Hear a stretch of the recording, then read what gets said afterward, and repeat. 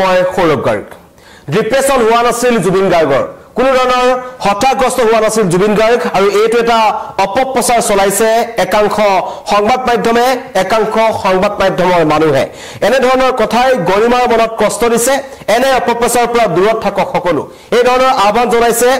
doctor Hitesh বৰুৱাই যিজনৰ তত্ত্বাৱধানত জুবিন গাৰ্গৰ চিকিৎসা চলি আছিল যেতিয়াৰ পৰা জুবিন গাৰ্গ অসুস্থ হৈছিল কোভিডৰ সময়ৰ পৰা প্ৰথমৰ পৰাই নেম কেয়াৰ হস্পিটেলত জুবিন গাৰ্গৰ চিকিৎসা কৰি আছিল ডাক্তৰ হিতেশ বৰুৱাই আৰু দুদিন তিন দিনৰ পৰা সামাজিক মাধ্যমত এটা কথা ওলাইছিল যে জুবিন গাৰ্গৰ ডিপ্ৰেছনত আছিল তেখেত যথেষ্ট হতাশ আছিল তেখেতৰ যি আৰ্থিক অনাটনক লৈ কিছু তেওঁ হতাশ হৈ পৰিছিল এনেকুৱা ধৰণৰ কিছুমান কথা একাংশ দুষ্ট চক্ৰই বিয়পাই দিছে তাত একাংশ সংবাদ মাধ্যমৰ মানুহ আছে বুলি কৈছে হিতেশ বৰুৱাই আৰু তেনে ধৰণৰ ঘটনাৰ পৰা বিৰত থাকক আমি সকলোৱে ভালকৈ জানো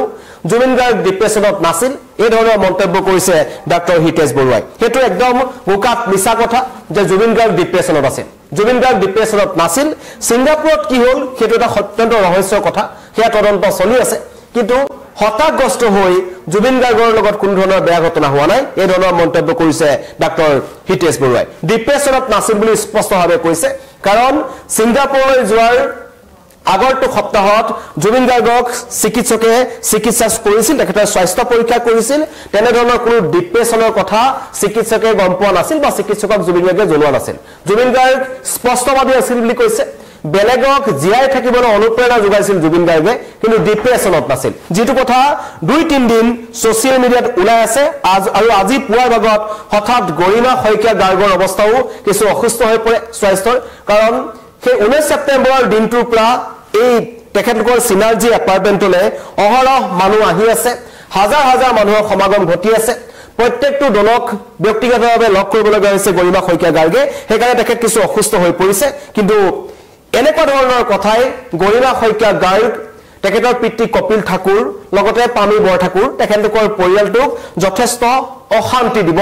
এনেকুৱা ধৰণৰ অপপ্ৰচাৰ বন্ধ কৰক জুবিন গাৰ্গৰ ডিপ্ৰেছন হোৱা নাছিল ডিপ্ৰেছনত নাছিল সেই কথা খুদ কৈছে জুবিন গাৰ্গৰ চিকিৎসক ডাক্তৰ হিতেশ বৰুৱাই কিছুদিন পূৰ্বে দুজন মানে সোশ্যাল মিডিয়াত এইটো কথা লিখি দিছিল যে জুবিন গাৰ্গৰ ডিপ্ৰেছন হৈছে আৰু দুই এগৰাক স্বয়ম্ভু সাহিত্যিক বা এনেকুৱা ধৰণৰ বুদ্ধিজীৱী কিছুমান আছে যিসকলে নিজকে বহুত ওপৰৰ ব্যক্তি বুলি ভাবে তেনেকুৱা একাংশই এই ধৰণৰ অপপ্ৰচাৰ বিয়পাই দিছিল জুবিনৰ ডিপ্ৰেছন হৈছিল জুবিন আৰ্থিক অনাটনত আছিল এনেকুৱা ধৰণৰ কিছুমান মন্তব্য একাংশই কিন্তু বিয়পাই দিছিল আৰু তেনেকুৱা ধৰণৰ মন্তব্য যেতিয়া গৰিমা শইকীয়া গাৰ্গৰ কাণত পৰিলে তেতিয়া তেখেত অসুস্থ হৈ পৰিল এই ধৰণৰ মন্তব্য আহিছে ভাগৰুৱা হৈ পৰিছে গৰিমা শইকীয়া গাৰ্গ আৰু ভাগৰুৱা গৰিমাক ঘৰতে চিকিৎসা পৰামৰ্শ ডাক্তৰ হিতেশ বৰুৱাৰ খোৱা লোৱা সময়মতে নোপোৱাৰ ফলত এই ধৰণৰ দুৰ্বলতা গৰিমা শইকীয়া গাৰ্গৰ আহিছে কাৰণ এই মানুহগৰাকীক দেখিছো তেওঁ কাক হেৰুৱাইছে আমি যিদৰে আমাৰ সকলোৰে প্ৰাণৰ শিল্পী আটাইতকৈ ভাল পোৱা ব্যক্তিজনক আমি হেৰুৱাইছো হাৰ্ট অফ জুবিন গাৰ্গ গৰিমা শইকীয়া গাৰ্গে ব্যক্তিগতভাৱে স্বামীক হেৰুৱাইছে প্ৰেমিকক হেৰুৱাইছে গোটেই পৃথিৱীখনে হেৰাই গৈছে সেই মানুহগৰাকী আৰু তাৰ পাছত যেটো মানসিক অৱস্থাৰ সৈতে সেই মহিলাগৰাকী 36টা দিন এতিয়ালৈকে তেওঁলোকে পাৰ কৰিব লগা হৈছে সেইখিনি সময়ত অন্তত এনেকুৱা ধৰণৰ অপপ্ৰচাৰ নচলাব এই ধৰণৰ আহ্বান জনাইছে ডাক্তৰ হিতেশ বৰুৱাই স্পষ্টভাৱে কৈছে যেটো কথা বহুত মানুহে প্ৰশ্ন উত্থাপন কৰিছিল হসাকৈ ডিপ্ৰেছনত গুচি গৈছিল নেকি জুবিন গাৰ্গ কাৰণ জুবিন গাৰ্গৰ হত্যাক আমি জানো তেওঁ অন্য 10-15 জনক থিয় কৰাবলৈ চেষ্টা কৰিছিল অন্য এখন সমাজক তেওঁ লগত লৈ যাবলৈ চেষ্টা কৰিছিল সেইজন মানুহ কেনেকৈ ডিপ্ৰেছনত থাকিব পাৰে ডিপ্ৰেছন জুবিন গাৰ্গৰ ওচৰ চাপিবই নোৱাৰে তেনেকুৱা ধৰণৰ মন্তব্য হিতেশ বৰুৱাই কৰিছে মই প্ৰথমতেই আপোনালোকক হিতেশ বৰুৱাৰ মন্তব্যটো শুনাই দিব বিচাৰিছো মই আসলে গৰিমাৰ খবৰ ল'বলৈহে আহিছিলোঁ বেমাৰ চাবলৈ অহা নাছিলোঁ আসলে তেনেকুৱা একো ইমান গুৰুতৰ একো বেমাৰ হোৱা নাই ৰাতি টোপনি অহা নাই আৰু এতিয়া মনটোতো ভাল নহয় গতিকে সেইকাৰণে ৰাতি টোপনি নোহোৱাৰ কাৰণে হঠাৎ মূৰ ঘূৰাই যোৱাৰ নিচিনা হৈছিল পিছত প্ৰেছাৰ চালোঁ চব ঠিক আছে চিন্তা কৰিব নালাগে কিন্তু এটা কথা মই আজি ইয়াত একেলগে কওঁ বৰ দুখ পাইছোঁ এটা কথা মনত যে কিছুমান মিডিয়াৰে আমাৰ কিছুমান মানুহে এনে মিছা অপপ্ৰচাৰ চলাইছে যে জুবিন ডিপ্ৰেছনত গৈছিল এইবিলাক মিছা কথা এইবিলাক ক'ব নাপায় সেইটো কাৰণে গৰিমাৰ মনটো ভাল নহয় গতিকে এইবিলাক কথা কোনেও কেতিয়াও কাকো কোৱা হোৱা নাই আমাৰ হস্পিটেলৰ পৰাও আমি কোৱা নাই কিন্তু কেনেকৈ মানুহে অপপ্ৰচাৰ চলাইছে এইটো হ'ব নাপায় আমি কেনেকৈ ধৰণে ট্ৰিটমেণ্ট কৰিছোঁ আমি গোটেইখিনি জানো জুবিন সদায় স্পষ্টবাদী সদায় সত্যত থাকে আৰু সদায় যি আহে সন্মুখত সঁচা কথাই কয় আৰু কেতিয়াও কোনো ডিপ্ৰেশ্যন নাযায় মানে এইটো ক'ব নাপায় ভুল তথ্য দিয়া হৈছে সেইটো যাতে ভৱিষ্যতলৈ নহয় আৰু যিকেইজন ঘৰত আছে সেইকেইজন মানুহৰ যাতে অপকাৰ নহয় সেই ক্ষেত্ৰত মই অনুৰোধ কৰিছোঁ সকলো মিডিয়া ৰাইজক যাতে কোনেও যাতে ভুল প্ৰচাৰ নকৰে এইখিনি সময়ত নিশ্চয় একাংশ লোকে কৰিছে আৰু এইটো হ'লে আচলতে পৰিয়ালটোক আমি শাস্তি দিয়া নিচিনা এটা পৰিয়ালৰ যদি আমি বাহিৰৰ পৰা চাই আছো পৰিয়ালৰ ভিতৰৰ পৰা যদি চোৱা যায় যথেষ্ট মানসিক চাপত আছে কিন্তু ডেফিনেটলি আছে এতিয়া গৰিমা নিজে এইটো কথা স্পষ্ট হয় গতিকে মই এনেই গৰিমাৰ খবৰ ল'ব আহিছিলোঁ কিন্তু হঠাৎ গম পালোঁ যে কি তেওঁ ৰাতিপুৱা মূৰ ঘূৰাৰ নিচিনা হৈছিলে লগে লগে প্ৰেছাৰ চোৱা হ'ল দেখিলোঁ ঠিকেই আছে কিন্তু কথা হ'ল কি ৰাতি যদি টোপনি নাথাকে দিনত যদি মানুহ ইমানখিনি মানুহ দিনেই ৰাতি আহি আছে কিছুমান মানুহ ৰাতি 4টা বজাতো আহিছে 5টা বজাতো আহিছে আকৌ গোটেই দিনটো মানুহ আহি আছে গতিকে মানুহখিনিক নামাতিলেও মানুহখিনি বেয়া পাব সেইকাৰণে গৰিমাই সকলোকে মানে ৱেলকাম কৰাৰ কাৰণে হয়তো দিনেই ৰাতি এনেধৰণে থাকিব লগা হোৱাৰ কাৰণে হয়তো ৰাতি টোপনিত ডিষ্টাৰ্ব হৈছিলে আৰু সেইকাৰণে অলপমান মূৰ ঘূৰাই নিছিলে পৰামৰ্শ দিছে নেকি টেবলেট নিশ্চয় মই সেইমতে আগৰ পৰা যিখিনি পৰামৰ্শ দি থোৱাই আছে সেইমতে আৰু এচিডিটি বা গেছৰ কাৰণে হওক বা ৰাতি টোপনি নহাৰ কাৰণে যিখিনি মেডিচিন প্ৰয়োজন আছে সেইখিনি অলৰেডি দিয়াই আছে গতিকে সেইখিনি ইতিমধ্যে খাই আছে সেইটোলৈ চিন্তা কৰিব লগা হয়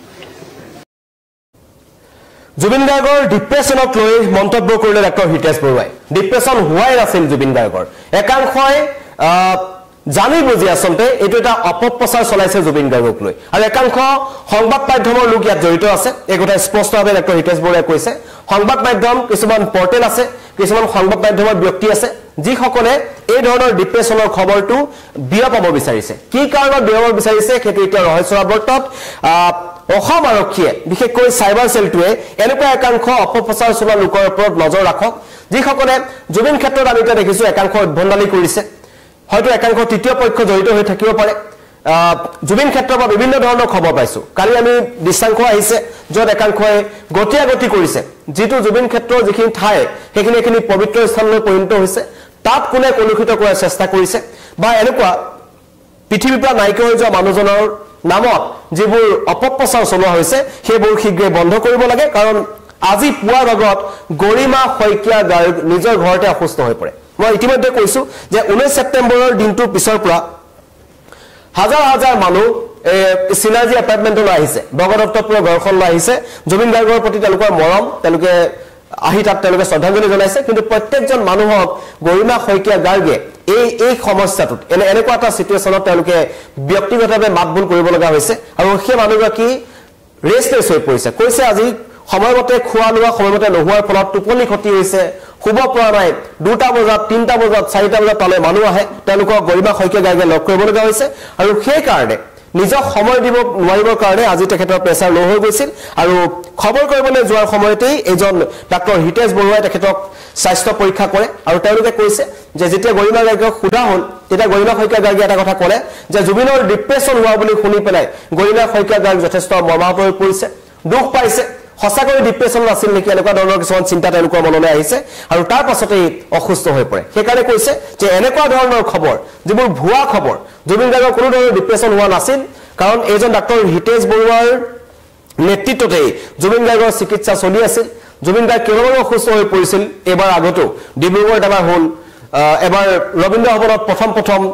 কোভিডৰ সময়ত জুবিন গাৰ্গ অসুস্থ হৈ পৰিছিল সেই আটাইকেইবাৰ কিন্তু জুবিন গাৰ্গৰ স্বাস্থ্য পৰীক্ষা কৰা মানুহজনে আছিল চিকিৎসক ডাক্তৰ হিতেশ বৰুৱা তেখেতৰ তত্বাৱধানতে জুবিন গাৰ্গৰ চিকিৎসা হৈ আছিল ডিপ্ৰেশ্যনৰ কোনো ধৰণৰ